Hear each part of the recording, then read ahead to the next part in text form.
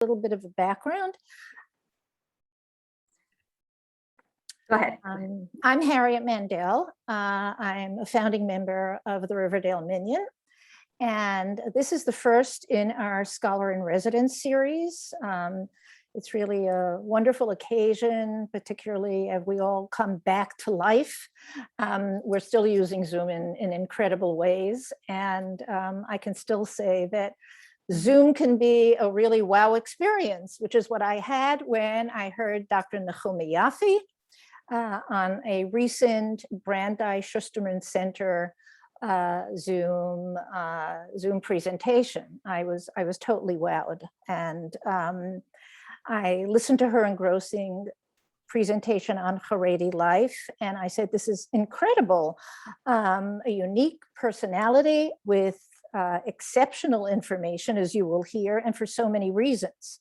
This is a must, and it really needs to be shared widely. And our Riverdale community is a great place to start. So it is my pleasure to introduce her. You could see her up there in the corner, and we'll hear her soon. What a remarkable background she has. So I'm going to go on a little bit, but I want to give full time to Dr. Yaffe's presentation. She's a faculty member of the Department of Public Policy at Tel Aviv University. She earned a doctorate in political science from the Hebrew University in Jerusalem, the first Haredi, Hasidic, I will say, woman to do so, to achieve this distinction. Her research examines, from a social psychology perspective, the norms and rabbinic, the norms and the rabbinic what role the norms and rabbinic authority play in creating and maintaining. You have it? I have it on my. Okay. I think people please mute, if you could just mute your audio, okay? How identity, social norms, and rabbinic authority play a role in creating and maintaining poverty in these communities. The scholarship also explores how and what role poverty plays in Israel's Haredi secular divide, something we hear about regularly. She recently completed her postdoctoral fellowship at Princeton University's Daniel Kahneman Center of Behavioral Science. There's more to that title, but I'm going to leave it at that. She was in Princeton for 2 years, and her work there focused special attention on the ultra-Orthodox community in Israel and the United States. Okay, that's quite a background. Born in Israel, Dr. Yaffe comes from a prestigious line of Hasidic rabbis whose love of learning was obviously passed down, and in her case, took not so obvious and novel directions.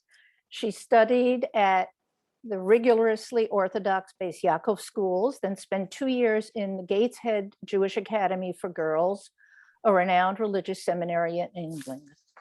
Returning to Israel, she served as an advisor to the ultra-Orthodox educational system, where she wrote a new curriculum and textbook in history for use in all Israeli Haredi schools. Writing this curriculum exposed her to academia, which, among other factors, motivated her journey to ultimately reach the highest ranks of university life. Dr. Yaffe is widely associated with many prestigious organizations, among them the Israel Democracy Institute, the Shalom Hartman Institute, the Israel Institute, the Tikva Fund, and more. She is married with 3 children, and Mazal Tov to Dr. Yaffe. In a week and a half, her eldest son, her Hassan, will be married, so Mazal Tov. Dr. Yaffe is uncommon in many ways. She is a scholar able to approach her research in an insular community from within and from without. She is equipped with special tools in speaking both the academic and community languages, and as an insider has rare access and supreme competence in retrieving data from this closed community. Her work produces significant new and valuable data and results and helps to improve policy and foster academic and cultural understanding. May I just add that exceptional individuals such as Dr. Yaffe, and the type of work she engages in helps us not only to clarify and rethink assumptions, but improves intercultural language and deeply needed bridge building and within wide-ranging Jewish groups and others. It is my pleasure to introduce Dr. Nechumi Yaffe, an exceptional woman who defies conventions and navigates tradition, modernity, and brilliance with excellence and grace.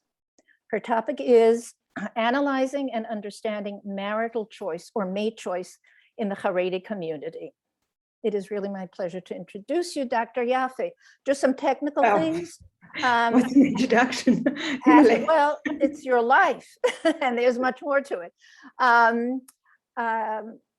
Just the format of this evening, this morning, Dr. Yaffe will speak. She has charts and wonderful things to absorb. Please put your questions in the chat box, and she will take the questions after the presentation. And with that, thank you so much.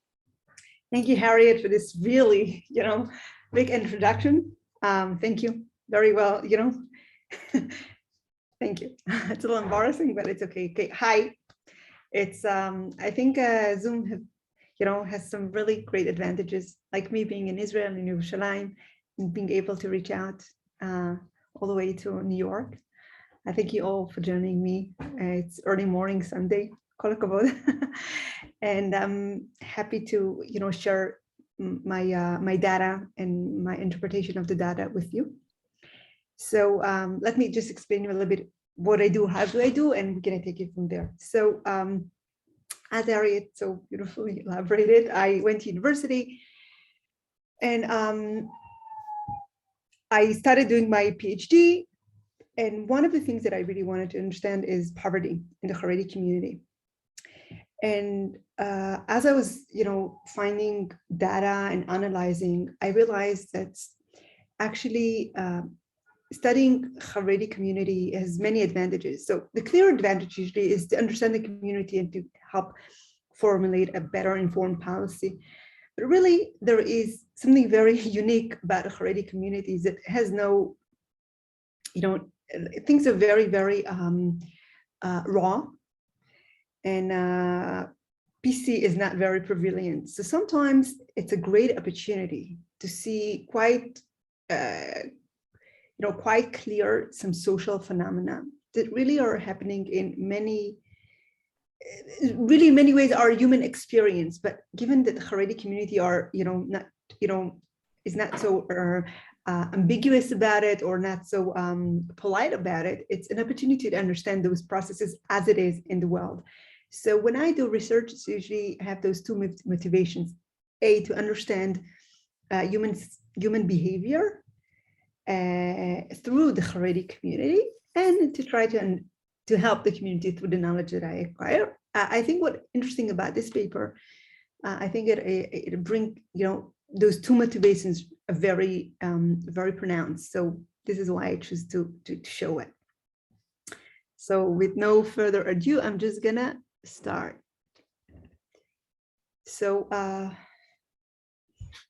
what I'm going to be presenting today is mate preference in the Haredi community and the way it reflects about the inner power structures and some other interesting things that are ongoing in the Haredi community.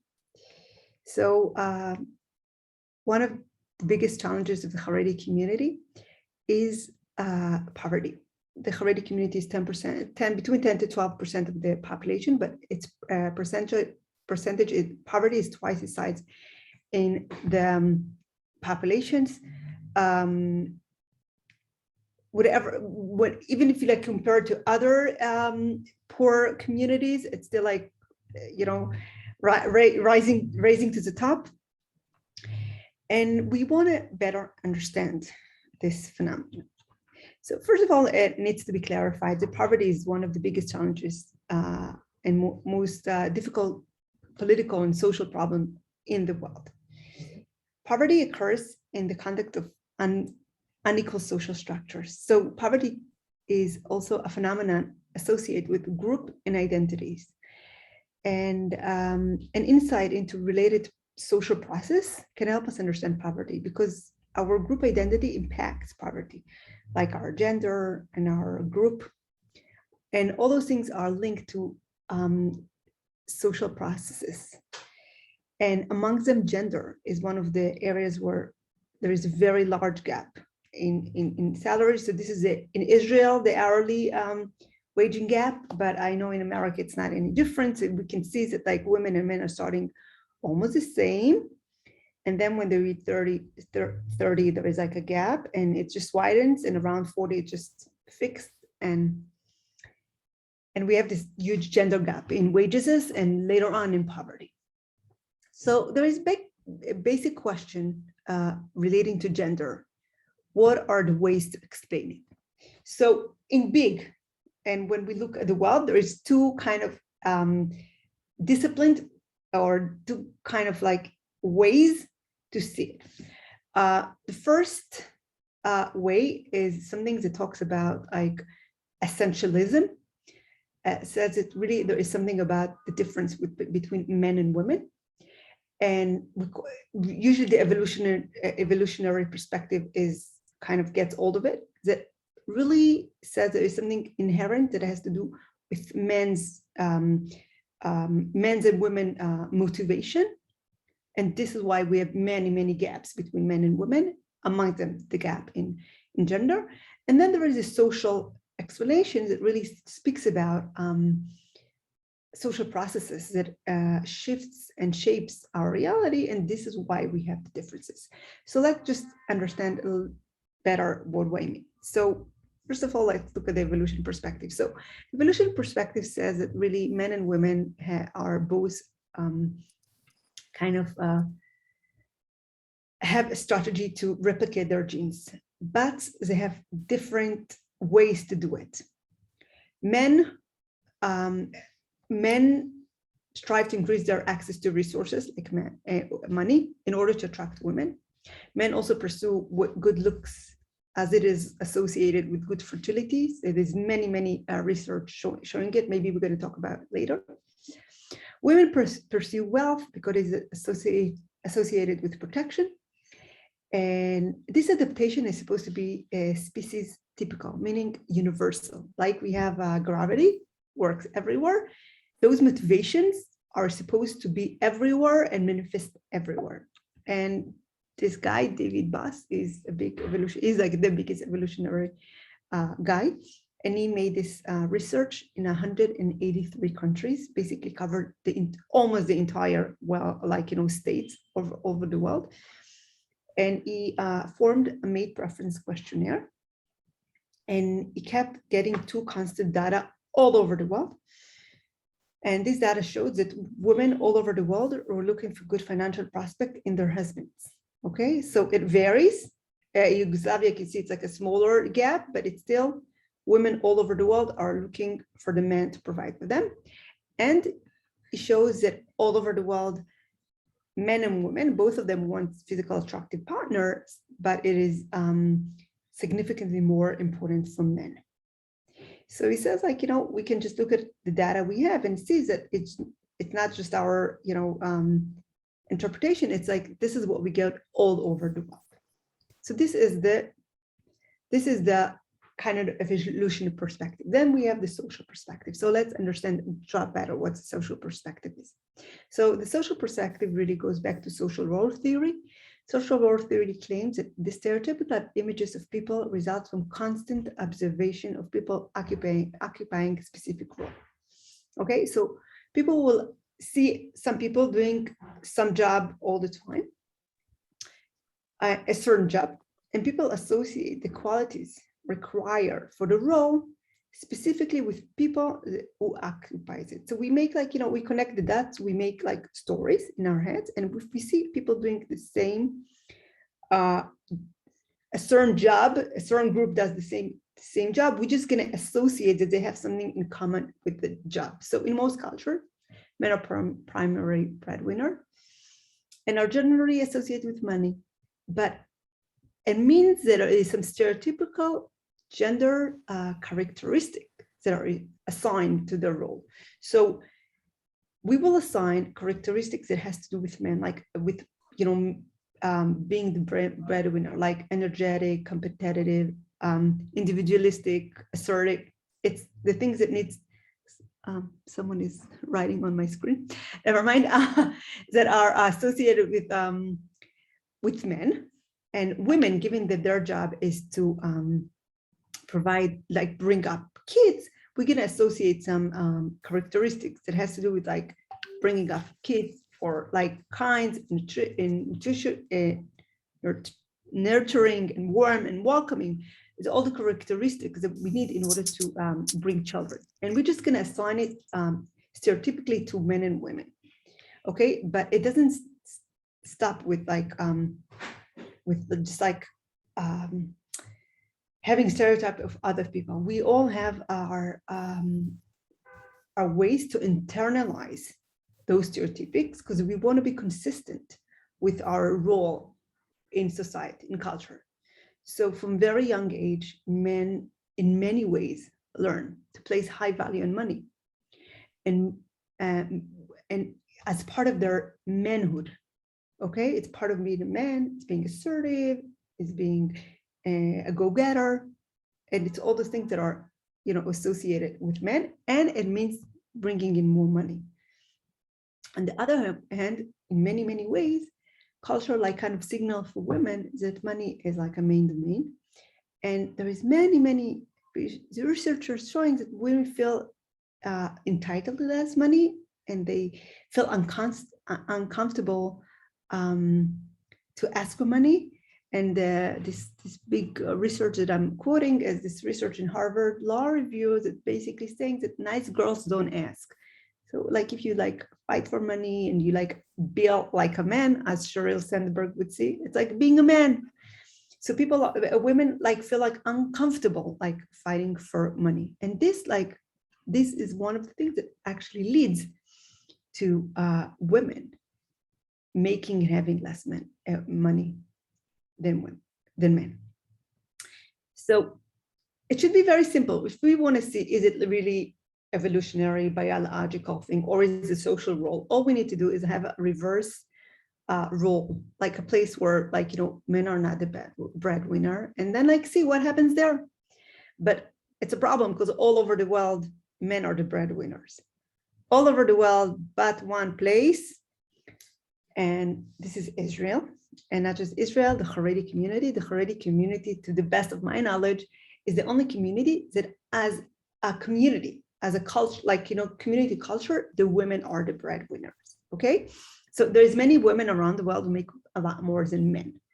But I'm not talking about individuals. I'm talking about social norm, okay? So as far as I know, only the Haredi community, women are the breadwinners, and we can see the numbers. So in the second, can I just do stop share? Because like I want to erase that. I'm going to do it for a minute. I want to erase the,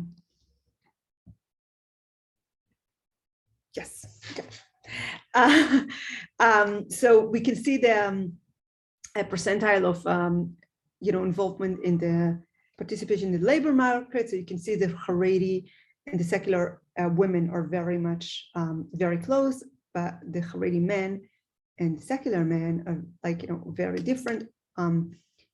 Only, there's a problem with the number here. Never mind. Only 52. It's not 7. It's 87.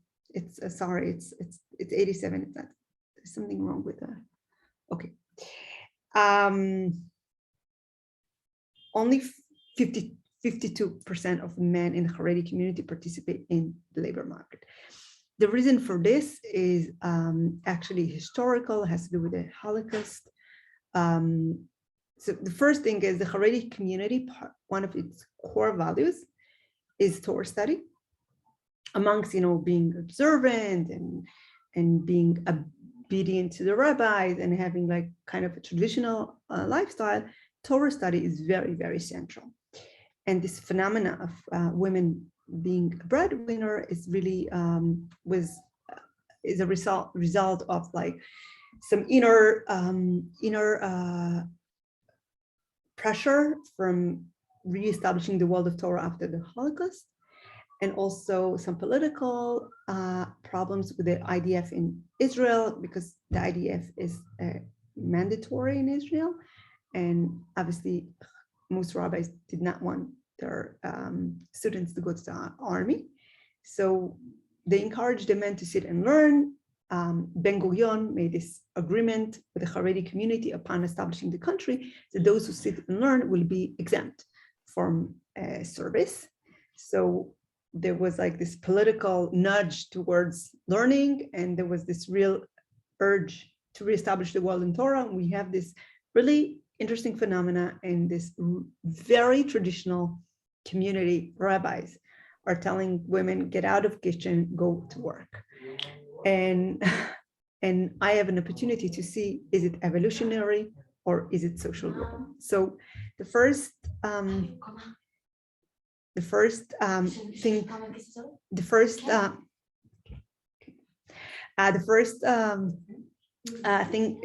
studies that I examined. I'm sorry, there's a problem here.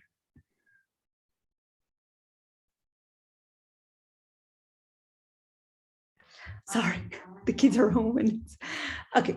So the first study is I wanted to see, will being the primary breadwinner really affects men and women attitude towards poverty? Because if we recall, we say it's a social role, and if it only has to do with your social role, you should change your attitude towards money if you are the one in charge of it. So the first study that I ran in the Haredi community and the secular community, they both got the same questions. It's 121 in the Haredi community, 80 in the secular sample. And we also kind of control their modernity level, the way they are, exposed to the world, just to make sure that we're not, because I don't know if you're aware of it, but in the Haredi community, there is like many shades of black. So we just control for it. We're not going to go into it. It has to do with like later on data that we're going to maybe talk about. And we checked what's their attitude towards money. And as you can see, in the secular community, we see that men really have a much significantly more negative attitude towards poverty. But in the Haredi community, women are the one who really cares about money. So we have first signal saying that really it is social roles, and what's your role in society, you're going to internalize, your role. But there is very strong data talking about this, this evolutionary need. So we need to understand it better before we like just trash evolution. It's like, no, it's all, So let's understand a little bit better what the evolution really talks about. So evolution did not equate men with adaptation to seek out money, because money is a modern construct. Evolution spoke about men adapting adaptation for increase their status. Men all over the world want to increase the status, and women are actually are attracted to status, not to money. Money is just one manifestation of status, because it signals men's ability to protect them, to acquire resources, and also pass high status genes. So if we really zoom into this evolution perspective, we should understand there is a variation within cultures. In most cultures, money leads to higher status. But maybe in the Haredi community, it's different.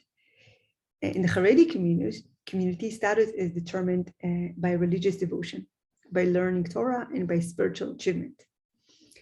And if really status is determined by religiosity in the Haredi community, then women should be most attracted to the most religious devoted men.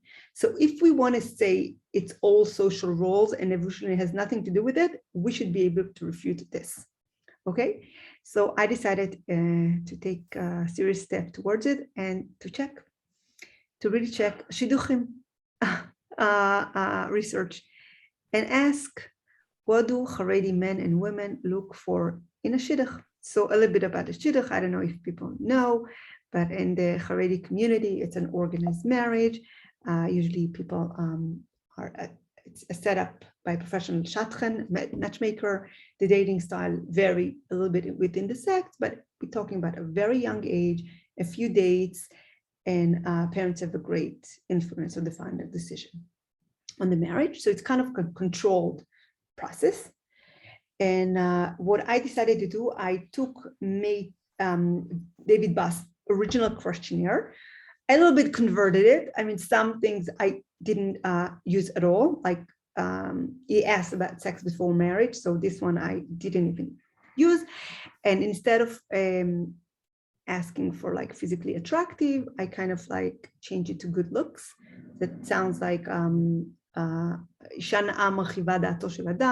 like, you know, I kind of alluded to very well Gemara to legitimize it, and really asked what people really look for in a marriage. But I decided to add another thing. The data that I have showing that women care more about poverty. I have a lot of questions about poverty. I showed you one, but I have a lot of data replicating it. That women care more than men. But wanting wealth and caring about poverty are not just the same. So I decided to actually attack wealth and ask a question directly on wealth. I obviously kind of sugarcoat it. It should sound religious, but it really is using FOM's, a very well-known research on money to add towards wealth and money. And then I gave them 2 assignments, okay? Each questionnaire had a list of 15 attributes, and each one could evaluate what they prefer in a partner between 0 to 3. 0 is irrelevant, I'm not interested. 3, I really want it in my partner. And the third kind of job was to prioritize, to say, this is number 1 most important for me in a partner, this is number 2 most important for me in a partner, so on. Very hard task. Rating is always very, very hard. I controlled, I don't know if I have it, okay. I controlled, I only used unmarried people. Also, it should be like statistically, you know, controlled. It shouldn't be like, you know, people are married just saying, okay, this is what my wife or husband has, so this is the best and most important attribute. And also, I thought morally is more right. What if, you know, what if like someone is engaged or married and is like, okay, my wife doesn't have it, and now I know why I'm so unhappy, because she doesn't have it. So I just used married people. And let's see what I get. So first of all, positive attitude towards wealth. So we can see women completely internalize their role. And in the Haredi community, women, more than men, are have a positive attitude towards wealth. So this is like a big sign that social role is a big, you know, is a real thing. Next, I asked them what are the most, to rate what they want in their partner. And remember this one, they can just say on everything 3. And what we see here, it's a Cohen's D. Cohen's D means it's the difference between men and women. So let's say a lot of women chose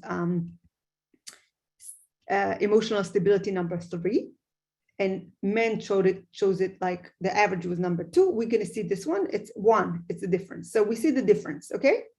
Cohen's D means the statistical difference between the numbers. So we can see that women generally are more particular about their partner, and they significantly want more emotional stability in their partner. It's very important for them to have a similar religious sector, intelligent, personal status, big family, sociability. Those things are not significant.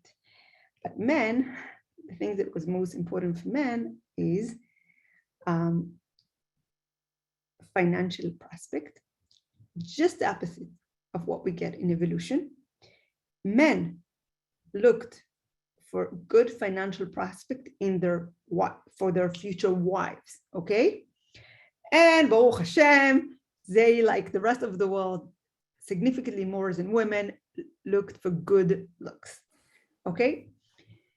So this is actually just the opposite of what we get from evolution. You know, men wanting their wife to have a good financial prospect. And then we went to the hard task of rating. And good looks, we can see also men care more, significantly more than women. And then we asked, what is the most important characteristic for men and women? And then we got the most shocking results. And as you can see, the most attractive attribute for women was religious, spiritual personality, meaning, as evolution predicted, status. In the Haredi community, the highest status is not money, is religious, spiritual personality. Then kind and understanding. By the way, kind and understanding is in the world, the international, universal thing that both men and women want. And we can see men's preference. One second. So, and good earning, men preference is kind and understanding and good earning capacity. Okay, so it's just the opposite of evolution. We get, some things are like evolution and something just the opposite of evolution. So just like in order to do scientifically things right, I ran at the same time a research in the secular community with a smaller sample. And we asked the same questions exactly, again, attitude towards wealth, rating, and prioritizing. And we got just the opposite, men having more positive attitude towards wealth. And in the secular community, we see, again, women significantly more, have like a longer list of things that are more important for them in men. But it's in line with what we get around the world, and it's very different than they want financial prospect from their husbands. And like all over the world, the men still look for good looks in their partners.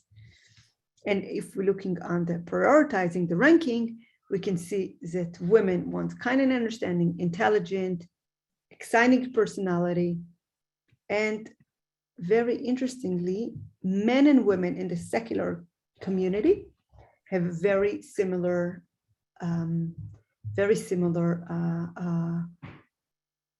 will for their partner. Both of them want kind and understanding.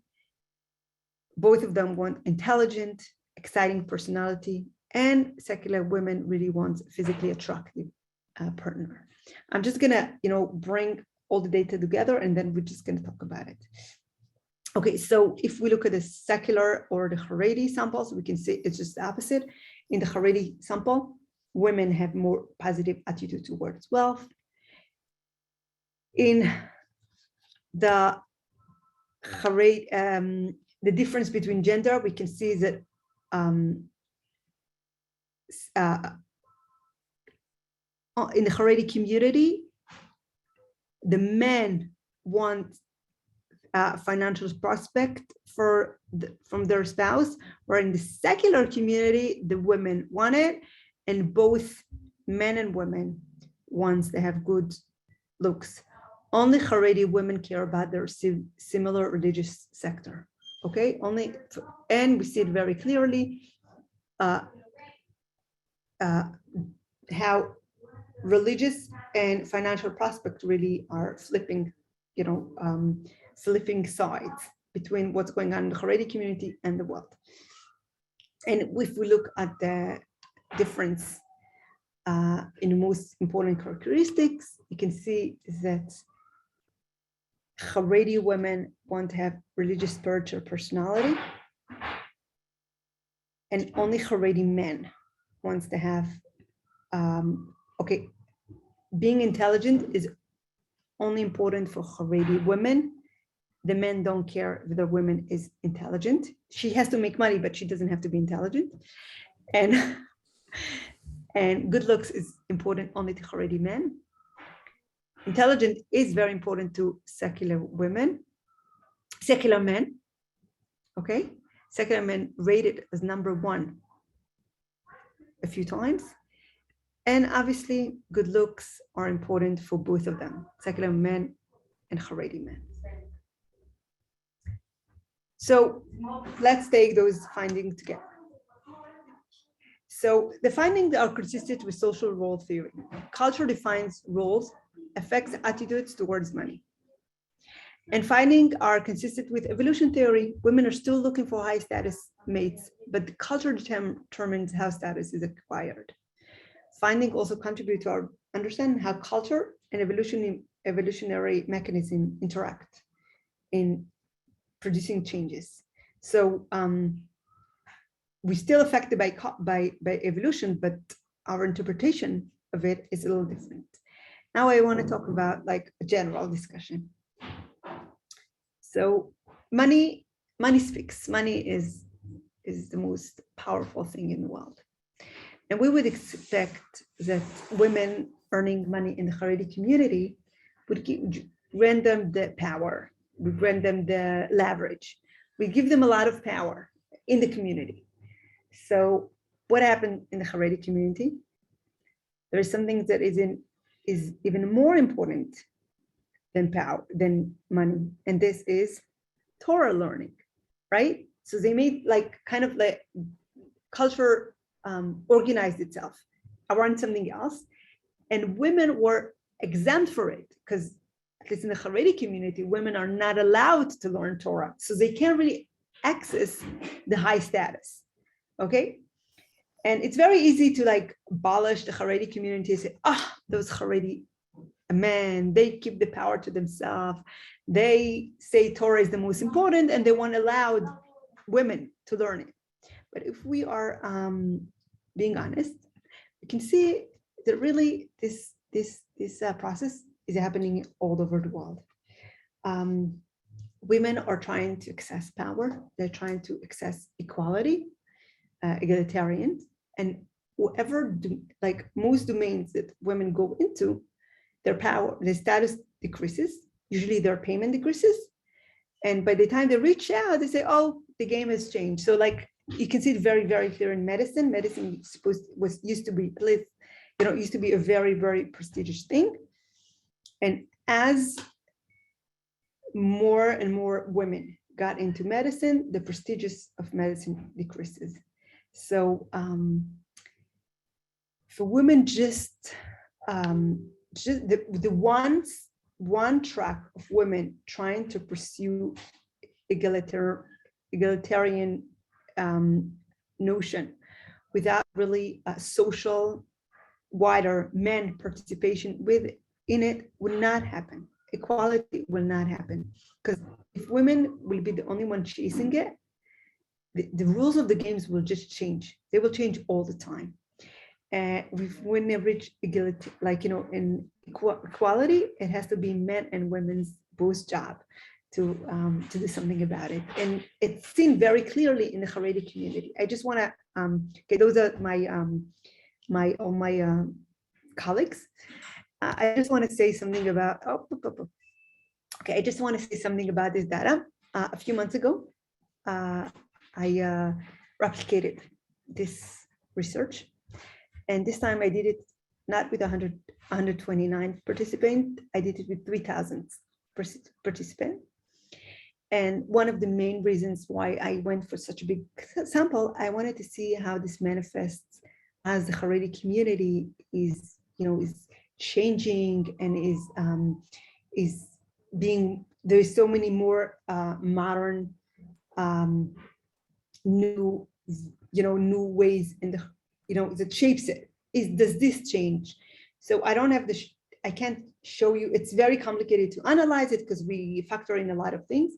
But one thing that we keep getting very clearly is that spirituality still, no matter how modern women are, they still place a higher value and find spiritual men more attractive than men find it, which means this notion of men spirituality has a status really keeps itself very, very firmly, even on young modern people, which is very, very interesting. I think it's very interesting because it speaks about the fact that being Haredi is a real thing. So you can be really modern. You can not even look Haredi. You could be this Instagram figure. I don't know if you're aware of this, was this huge Instagram event a few weeks ago in the Haredi community, those women that no one would dream they are Haredi because they look nothing like Haredi and they act like nothing as Haredi. And like, you know, they sell makeup and they are being models. But when they went on interviews, they kept saying, our husbands are learning.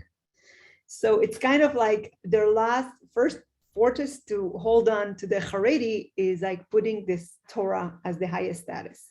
So this is in a way also beautiful. There's like some criticism. There's many ways we can criticize it, but it's also beautiful. And it's a real phenomenon that really learning Torah is the most attractive thing in the Haredi community. The other data that I'm showing has some other things, very interesting other things. Among them, more men care about money than the sample that I have, and obviously it moves along the modernity axis. So the more modern you are, the more you care about money. So you see this, like you almost see like this trend shifting. And I plan to do this research every few years because I feel like in every culture, all over the world, what you look in mates in many ways kind of sums up the values of your culture. Okay, so if you want to track down the changes of a culture, you should track down what are the most attractive things that are considered in a mate. Okay, so it's like we would always say that every Jewish mother wants her son to be used to be that every Jewish mother wants her son to be a lawyer or the doctor, right? So we kind of have like, I think what is most attractive in the mate preference world is kind of summarize the culture. So this is my way of tracking really the changes and the shifts in the Haredi community. So this is the data, and I'm very happy to open the floor for questions. If anyone, just write it in chat or speak up. Any questions, you can ask questions about the data or questions about the Haredi community, whatever you want to.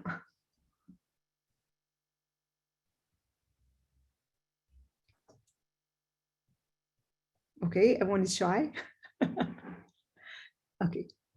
Okay, so how did I recruit the respondent? So, okay, so the first time, I mean, the data that I showed you is really from a long time ago, 2014, and was very, very hard to recruit the data, especially among men. It took me many months, the men sample. So women sample, I just gave a bucket of questionnaire to my sister in Nebrak, a bucket of questionnaire to my brother in Beitar Elit. I myself gave like a lot of questionnaires to a few teachers of mine and gave it into schools. And I kind of covered the ground. I had like someone in Rechasim who like wrote me some, so I collected. But the men was very complicated because I reached out to mothers and they would not allow their son to fill out the questionnaire. And when I called up some women, asked them, why don't you want to give your son fill up the questionnaire? So they said, I do not want them to be so sophisticated when they think about their mates. I want them to be naive and trustless, which is quite an answer. I could not get it into yeshivot. The way I end up doing it in the end is I found some bachurim in Panovich, in Lobstone, in Slonim, in Bells, and they just gave it. I paid each one of them money and gave them chocolate to give all the friends, and this is how I got it. The sample that I got now, the 3,000 one, it's like we're talking about the Haredi community being completely in a different place. There is an increase of like close to 200% in Haredi people going to academia. And I just used an online survey. So it was very easy, you know, and I got 3,000 participants, which gave me a lot of statistical power that I can do a lot of calculation to work with age and with being conservative, and I have married and unmarried and divorced. And so I have the full range and I'm still analyzing. It's a big job. So this is how I got it. I did not look at how women are studying Torah is regarded because I did not ask it in this particular questionnaire. I do have it from other questionnaires, so if you want, I can talk about it. So if women are just learning Torah, generally, it is very respectable. If women are learning Gemara, Talmud, which is considered a male domain, their motivations are very, very questioned, and it looks as if they are doing a political act and they're not really pursuing Torah. Okay, so the Haredi community really doesn't like when women learn Gemara. They okay with women learning Chassidut, they're okay with women learning Midrash, Navi, but not Gemara. Gemara is like male domain, and they don't want to share their power. Easy and clear. So I have data speaking to this. Okay, I don't have data about other communities in New York City. I mean, I don't have this data, but I did do some research in New Jersey and in New York. I mainly did research in Borough Park, Williamsburg, Passaic, and Lakewood, because those are like kind of prototypes communities. I didn't ask those specific questions. I spoke to people, and I did all kinds of other studies. I can talk about my impression. I think Torah learning is still very, very important in the Haredi communities outside Israel, but not to the extent that it is important in Israel. And definitely, I would say that it never, in the Haredi communities in New York, it would never reach _1 most attractive attribution in a man. I want to be honest and say that also now in 21 that I resampled the community, only young conservative women rated Torah learning as #1 most attractive. It's also shifted in Israel. And kind of understanding, which is the universal kind of attractiveness, #1 most attractive, reached 1. But in the Haredi community, this was never, I don't think would never reach #1. They love Torah, they appreciate Torah, they admire Torah, but not to the extent that it is in Israel. And we have to keep in mind that in Israel, it has a political component too. Not that they're so spiritual or religious. It has a very kind of down-to-earth manifestation. If you don't learn Torah, you have to go to the army. So, it kind of like works. Okay, what do you want me to talk about the shidduchim that are arranged by a family? Because my son is getting married in a week and a half, and it was a shidduch. So I don't know what do you mean by shidduchim.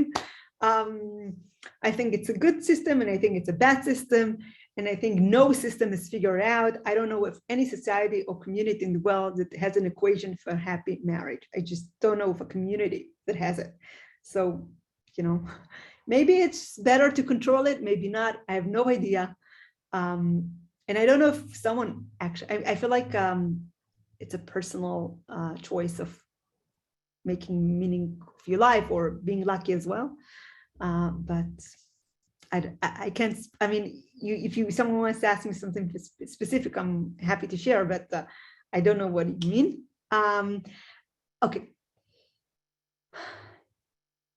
Okay.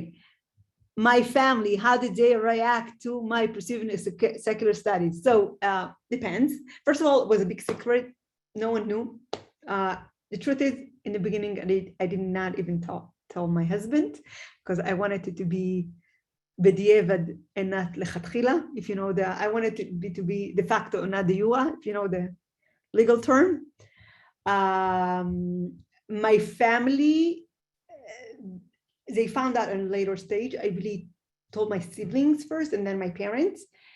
My father was very proud of me, but he's like, my father was very proud. Generally, my mother was very worried. Both of them are very worried that I turned liberal.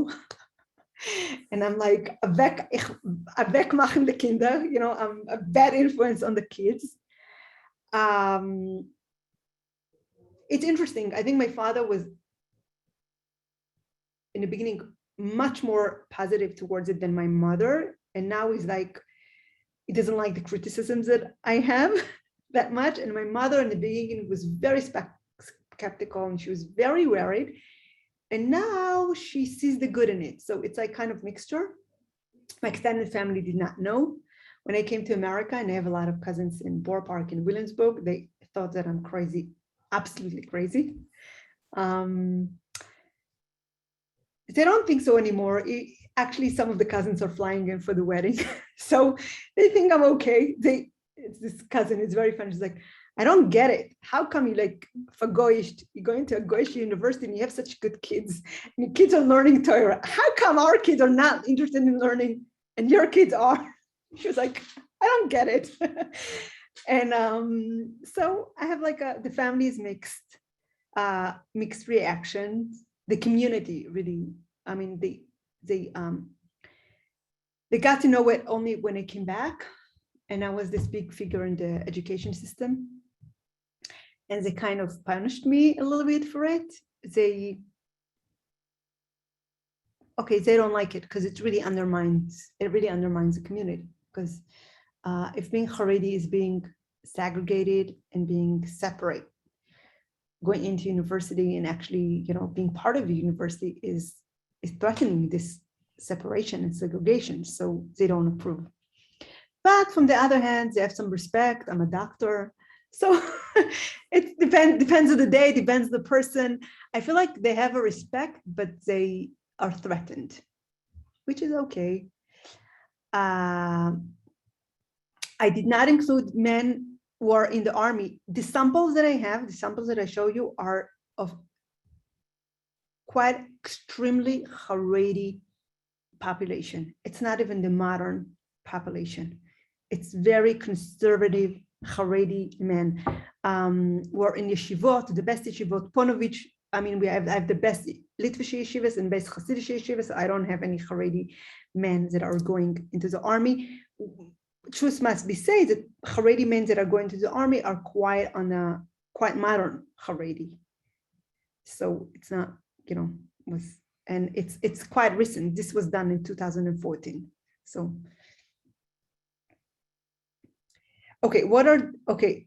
if I need to summarize, I feel like the first thing is men care more about money than they used to, which is a good sign because it's healthier. And it's healthier also because it's kind of taking responsibility on your future, on your home, by kind of being more part of life. So it's good. We have a very interesting data that we did not have at all in the first sample, is that men and women are interested in creative personality as an attractive trait in their partners, which can allude to the fact that there is a very strong individualistic trend within Haredi community, because we couldn't get anyone to say that having a creative personality is important or attractive or anything. And in this sample, we have men and women saying, hey, it's important that your partner is creative. So this is like a huge change. And this is actually, and this is not just in the most modern group, it's also in the conservative, which means there is individualistic kind of process that is ongoing. Also, there is kind of reciprocal relationship to the world and what is there in life to enjoy, which is a nice thing. So I think those two things are the distinguished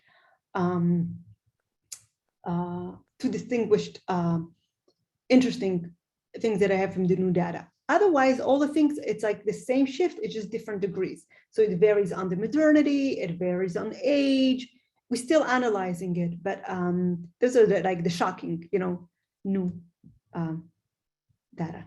Okay, the girls yeshiva promote their student to pursue college degree. Okay. So the seminary, the Haredi high schools, really speaking very strongly against academia. because they know that if girls would go to academia, they're going to lose grip on them. They're going to kind of form their own individual opinion on things. And it's okay. Every society want to keep itself to itself. So they really are talking against academia, but the truth is it doesn't help them. There's many Haredi colleges, and it's a very strong trend that many women just want to be just to have academic degree. To the extent that the seminarium, the girls yeshiva are now considering bringing in some academic studies into their institutions, so kind of like still control it, but realizing they still they need to provide academic degrees. All in all, this notion of poverty is really not as attractive as it used to be. Good boys do not want to have a future kala. If you're a good boy, you want girls that did high-tech or did engineering, who's going to have like a good job. And this one I have in my data a lot. If you're a top boy, you don't want a tzadaikas. You want someone who's going to bring a lot of money, and you want to have a nice life. So this hedonistic kind of perception is spreading. Any other questions? Comments, anything?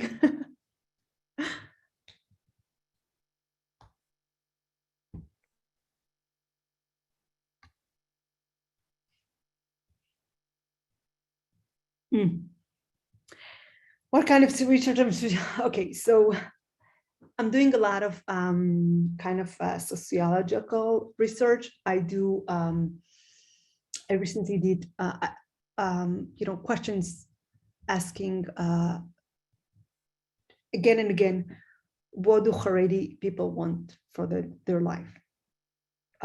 It has to do with a bigger theories that I have, that at the end, what are the opportunities that they are exposed to and what they want for their life. So this is a lot of research that I do in this direction. And I do a lot of research that has to do with, I did not, the studies that I presented does not show it, but I do a lot of research that has to do with the Haredi secular relationship and ways to intervene and to bring down the animosity and to bring down the hostile relationship, and psychological interventions that we do towards it, really like, manipulating people, give them to read something, show them videos, and see how to affect and to close the gap between Haredi and secular. I see it as from my academical kind of goal, and also like personally, I think it's important. So I do a lot of research really testing what are the psychological ways to intervene and to bring those community closer. And then, thank you. That says Miles, right? That says. And yeah, I'm not alone in the world. I'm doing it with a lot other researchers, that we are just doing group relation kind of conflict relation, and we're trying to understand what are the ways to intervene and change it. Is there going split between Israeli and American Haredi? To the best of my, I'm just asking knowledge. There is no split between Haredi and Israeli Americans. They still see things the same way. Haredi Americans are not so involved in, they are involved in American politics, but they tend to the right.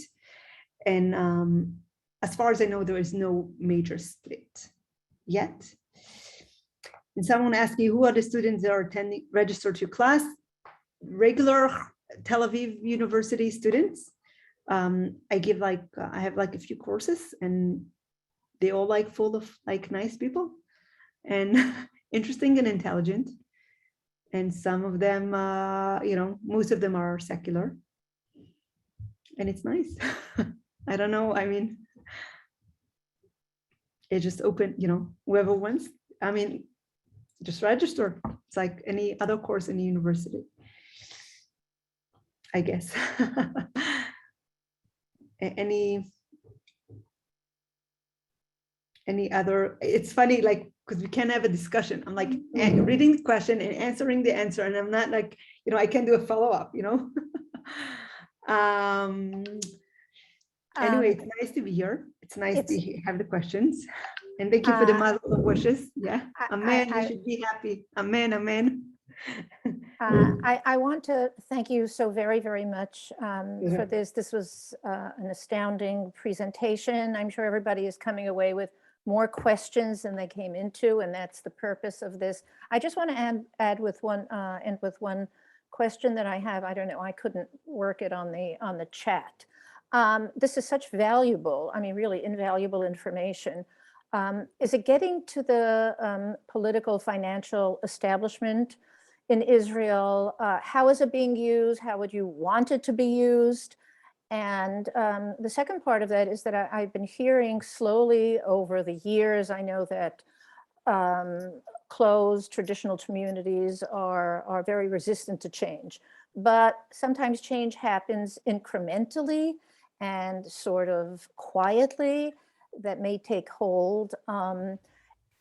Is the financial situation in Israel that poverty is causing, which certainly has a backlash from the secular community that feels it's paying the Haredi community to keep on with this way of life? Is it, are things changing? Are there technical schools being open, for example, for men? And do you feel that this is a kind of a journey that is happening slowly because the world is going to demand it no matter what? I mean, it may erode everything that your presentation is about, but the financial pressures are so great. The numbers, the demographic numbers are so overwhelming. I just like you to respond to this, please, and then we'll close. So first of all, there is real change in the community. Young people just are not willing to be poor anymore, so they are looking to work. It's not just not being willing to be poor. This model of learning really kind of exhausted itself in a way that people feel like they just can't do it. They can't just, they don't have any self-actualization. They don't see themselves into it. They just want to have something else for their life. So this is changing, and a lot more men and men, especially because women were, doing this, are looking to take part in the labor market. So we have a lot of new professional schools. We have a lot of occupational kind of programs to integrate them. But there is problems. First of all, it's very hard for Haredi men and women to get employed in well-paying jobs. They're not liked.